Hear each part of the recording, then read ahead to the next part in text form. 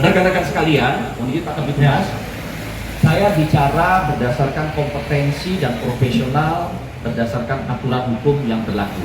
Di dalam Undang-Undang Lalu Lintas Angkutan Jalan Nomor 22 Tahun 2009, di dalam pasal 48, pasal 64, pasal 285, pasal 210, itu sudah mengatur tentang ketentuan kelayakan kendaraan bermotor, baik roda 4 maupun roda 2.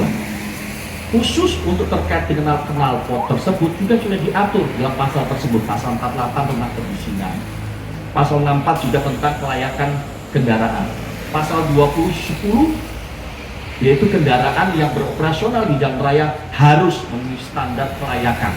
Pasal 285 terkait dengan sanksi pidananya berupa kurungan selama 1 bulan. Nah, pertanyaannya knalpot brong itu apa, Pak? Knalpot brong adalah knalpot yang menghasilkan suara desibel yang tidak sesuai dengan ketentuan. Ketentuan itu diatur dalam Kementerian Lingkungan Hidup di Permen KLH nomor 59 tahun 2019 sudah diatur desibel. Contoh 80 cc itu 70 desibel, 120 cc, 150 cc itu 80 desibel. Dan kita di Lantas di Subdit Gakum, ya Pak Lebang ya, telah memiliki alat pengukuran knalpot brong tersebut. Sehingga masyarakat yang menggunakan knalpot brong, maka petugas kepolisian Polda Jateng akan melakukan penindakan sesuai dengan aturan hukum yang berlaku. Ya, aturannya apa? Itu di pasal 285 tersebut. Nah, himbauan daripada Polda Jawa Tengah karena kita tanggal 20 Januari 2021 ya, mulai melakukan kampanye terbuka, ya, diminta untuk tidak masa yang akan melakukan kampanye terbuka menggunakan knalpot brong. Pak, apa sih bahaya knalpot brong? Satu, ya, ini melanggar aturan hukum dulu, satu, dampak ataupun pendekatan hukumnya.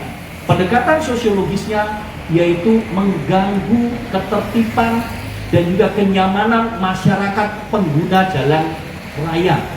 Mereka punya hak juga, ya. Yang ketiga, menimbulkan polusi. Yang keempat, dapat menjadi trigger terjadinya konflik sosial. Kasus di Magelang, kasus di Pati, terjadinya bentrokan kelompok akibat knalpot brong. Ya, jadi dampak hukumnya, aspek hukumnya ada, aspek sosiologisnya ada. Ini rekan-rekan harus sosialisasikan.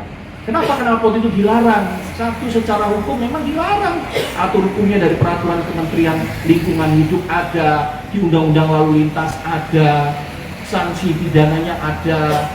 Kemudian dari sisi sosiologis juga mengganggu masyarakat lain, menimbulkan pencemaran lingkungan, menimbulkan terjadinya trigger, penyebab bisa terjadi konflik sosial.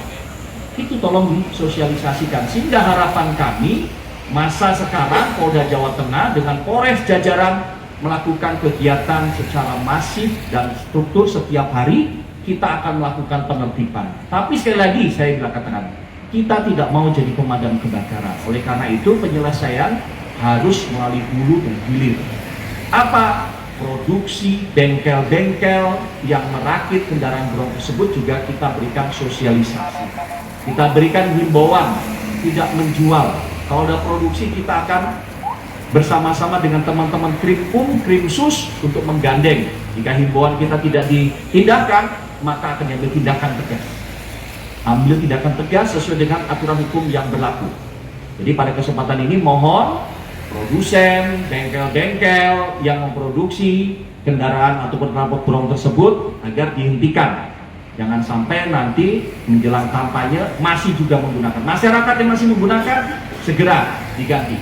Kita akan melakukan penindakan di lapangan, penertiban di lapangan, ya, dalam rangka mengantisipasi terjadinya konflik sosial yang lebih besar.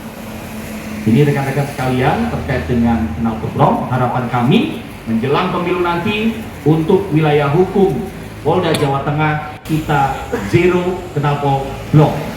Sepakat? Mungkin itu saja Bapak Ibu sekalian, rekan-rekan wartawan yang perlu saya sampaikan.